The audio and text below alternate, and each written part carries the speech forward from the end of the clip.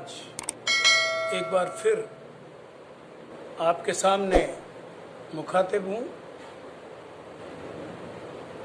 नायक समाज के लिए जो हमने संस्था बनाई है, अखिल भारतीय नायक विकास महापरिषद,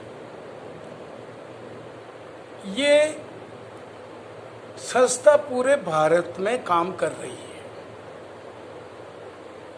इसका मुख्य उद्देश्य है नायक समाज का विकास। मैं पिछले कुछ अरसे से सोशल मीडिया से बहुत ज़्यादा अटैच्ड हूँ। हमारे ज़माने में सोशल मीडिया नहीं हुआ करता था,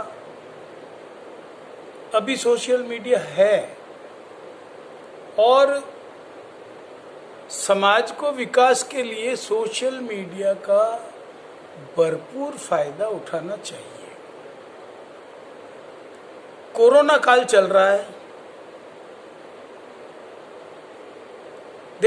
पूरे देश की बहुत ही भयंकर स्थिति है। साथियों,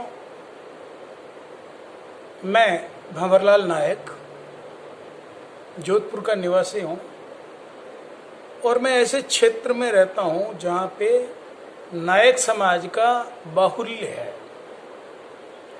हमारा समाज भी कोरोना की चपेट में आ गया है। पिछले वर्ष जो प्रथम लहर थी उसमें समाज इतना इफेक्टेड नहीं हुआ जितना इस बार हो रहा है। कृपया आप ध्यान रखें, अनावश्यक रूप से बाहर नहीं निकलें, मास्क लगाकर रखें जब भी आप बाहर जाते हैं, और बार बार हाथ धोएं, सैनिटाइजेशन का ध्यान रखें। ये सारी चीज़ें बार बार सोशल मीडिया पर भी आ रही है, सरकारी विज्ञप्तियों में भी आ रही है, टीकों के बारे में भी आ रही है। कृपया इन सब बातों का ध्यान रखें। दूसरी बात यह है कि हम लोग सारे के सारे मोस्टली अपने घरों में हैं, और यदि हम घरों में हैं तो हमें कोई ईमानदाराना सोच और ईमानदाराना काम करना चाहिए, जिससे हमारा घर परिवार, हमारा पड़ोस, हमारा समाज उन्नति की ओर चल सके। ऐसी बातें हम सोच तो सकते हैं, अभी कर नहीं पाएंगे, लेकिन यदि अभी से हम ठीक से सोच लेंगे तो शायद हम आगे उन बातों को इम्प्लीमेंट करेंगे। अभी हमारे पास टाइम है। हम लोग ये सोच रहे हैं कि भाई घर पे रहना है, तो घर पे रहकर आप सोच तो सकते हो, विचार तो कर सकते हो, समाज के ऊपर मंथन कर सकते हो, समाज को चलाने के विभिन्न विषयों पर भी आप चिंतन कर सकते हो। और मैं देख रहा हूं कि ऐसा कभी कभी होता है, हम लोग कर भी रहे हैं। लेकिन मैंने आज तक पिछले 3 सालों से 4 सालों से मैं इस सोशल मीडिया से वाकिफ हूँ, और मैं देख रहा हूँ कि हमारे समाज के बंदे जबरदस्त बहस करते हैं, बड़ी बड़ी बातें करते हैं। ऐसा कोई विषय नहीं जिस पर वो बात नहीं करते हो।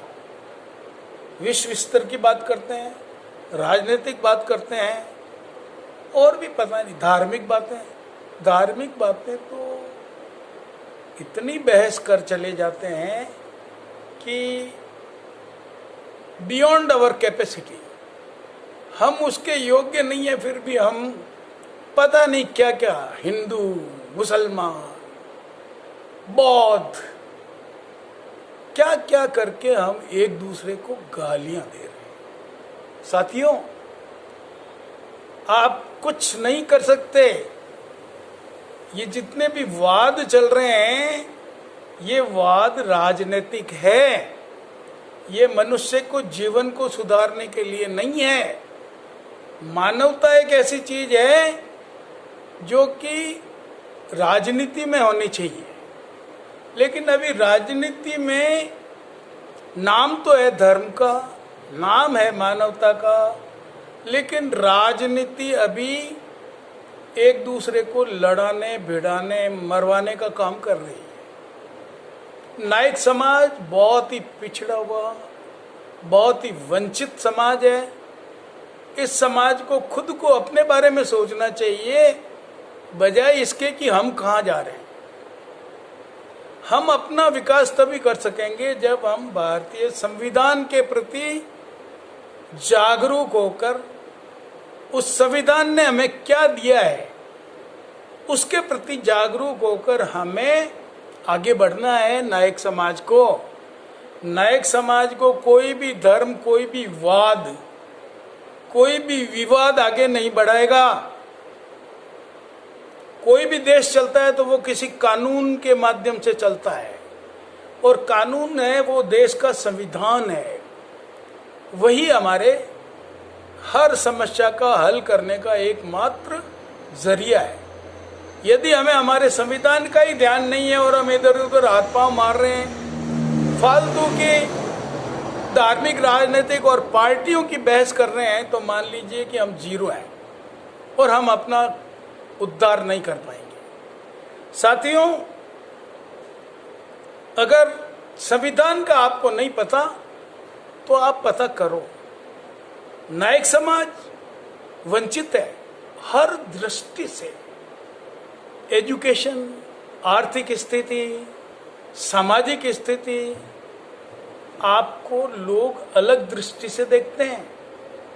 वोट लेते समय वो आपको अपना बाप बना लेते हैं, लेकिन बाद में आपको दूध में से मक्खी निकाल के फेंकते हैं वैसे फेंक देते हैं, क्योंकि आपको पता नहीं है।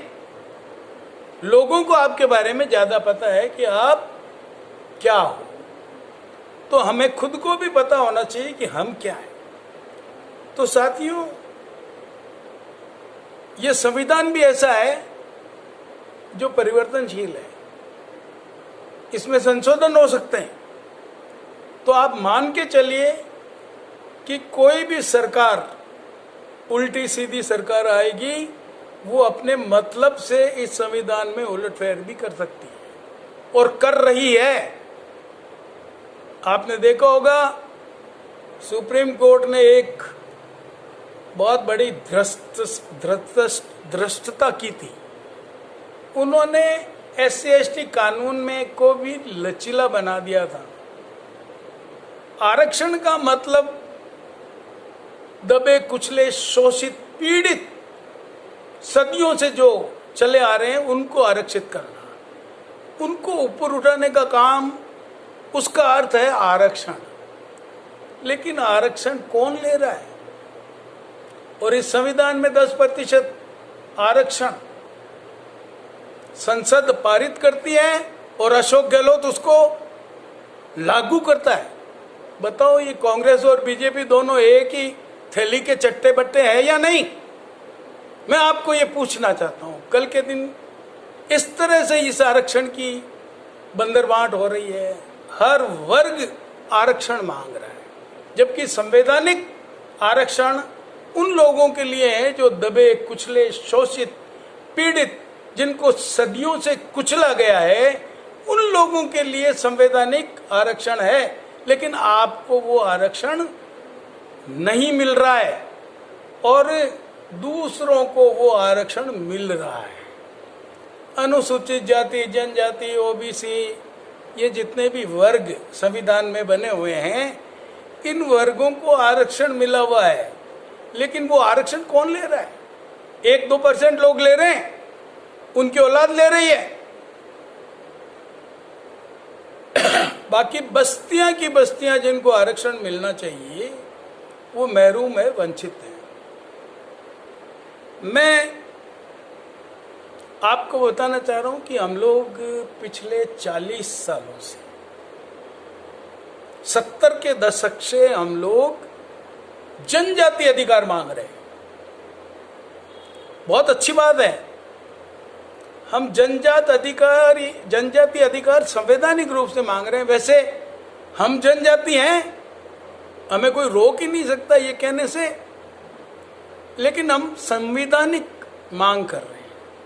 अगर मैं ये कहता हूं कि मैं जनजाति हूं तो हूं, क्योंकि ये मैं कहता हूं, मेरा समाज कहता है, मेरे माँ बाप ने कहा, मेरे दादी दादा ने भी यही कहा कि हम लोग जनजाति के हैं, आदिवासी लोग हैं और हम लोग नायक हैं।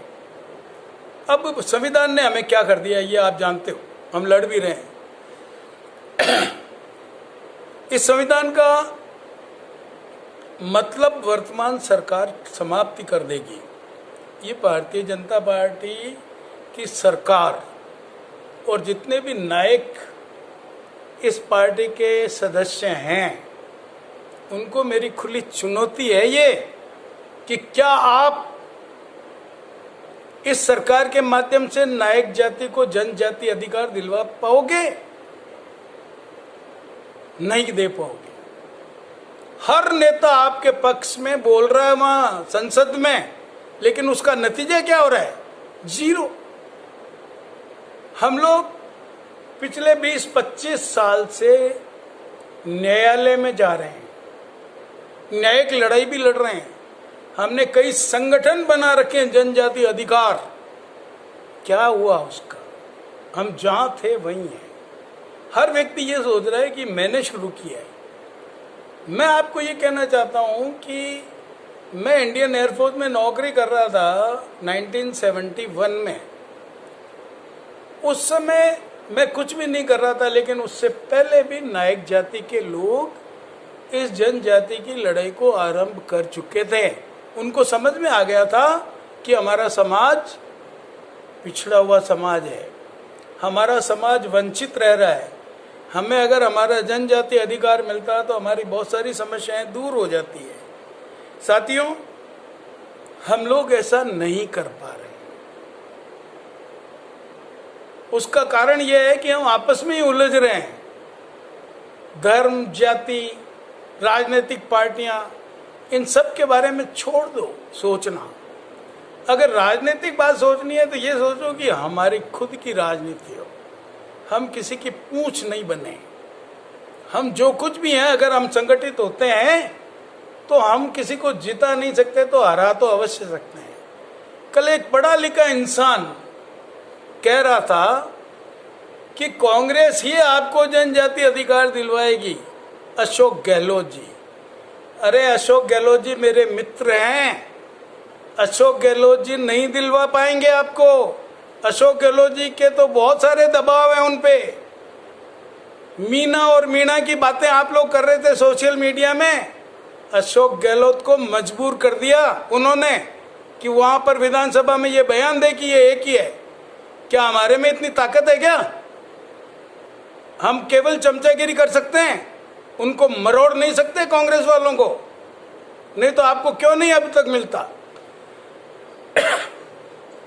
60 साल से कांग्रेस है, 10 साल से बीजेपी है। ये आपको कोई कुछ नहीं देगा जब तक आप खुद ताकतवर नहीं होंगे। जय हिंद।